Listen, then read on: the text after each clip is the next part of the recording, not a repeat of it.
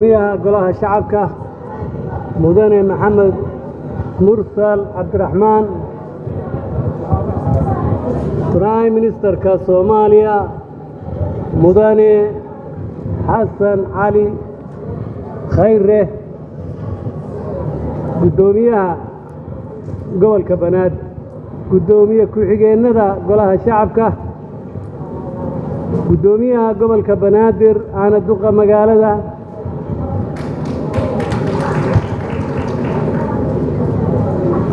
safiirada dalalkan saaxiibka nahay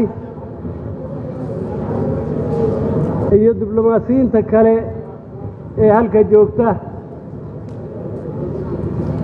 labada madaxweyne ku-xigeen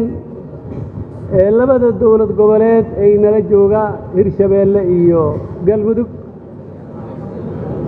gudoomiyaasha baarlamaanada dowlad goboleedyada ay nala jooga iyo dadweynaha gobolka banaadir ee howlkan soo buuxiyey dhammaantiin waxaan idin leeyahay assalaamu calaykum waraxmatullaahi wabarakaatu salaan kadib waxaan isleeyahay maanta aniga hadal badani halkayga ma furno waxaan hambalyo leeyahay iyo bogaadin hambalyo iyo bogaadin u soo jeedinayaa gudoomiyaha cusub ee loo doortay golaha shacabka oo aan filayo inuu wax badan uu ka qaban doono arrimaha baarlamaanka federaalka Soomaaliyeed ee labada aqalba oo ay tahay in la isku duubmo oo wax wada la qabto aqalka sare diyaar buu yahay inuu si dhaba oo dhawaansho ah oo walaaltinimo oo danta qaranka Soomaaliyeed ku jirto inuu ugala shaqeeyo golaha shacabka Soomaalidu waxay tidhaahdaa colaad iyo abaar waa lagu tirmaa nabad iyo barwaaqana waa lagu tarmaa waxaan halkaa uga jeedaa dalkeennu wuxuu u baahan yahay nabad sidii hadda fanaaniintu inoo sheegayeen halyeeye fara badan iyo dad fara badan oo Soomaaliyeed ayaa colaadaha muddada dheer soo jiitamayay ku dhintay colaadahaasina waxay keeneen iyo abaaruhu inaynu ku tiranno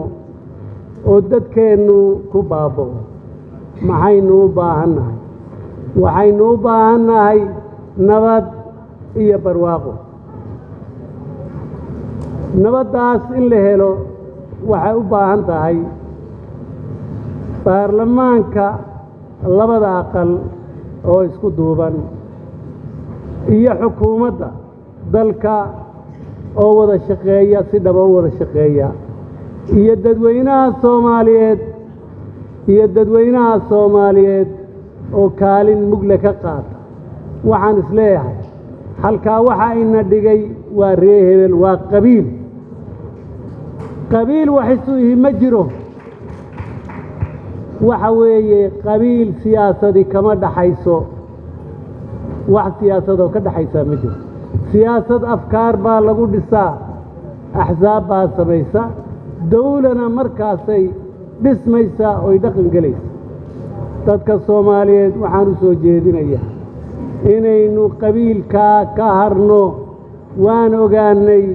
xumaantiisa iyo dhibaatadiisa waan ogaanay waa inaan ka baxnaa mudane gudoomiye waxaan kugu soo dhaweynayaa inaan hal noqono baarlamaan halaynu nahay inaan wada shaqeyno oon xukuumadda shuruuc dalkan iyo dadkan wax tari kara u diyaarino oo ayna noqon wax isjiidani ayna ka iman waxaan ku rajo weynaa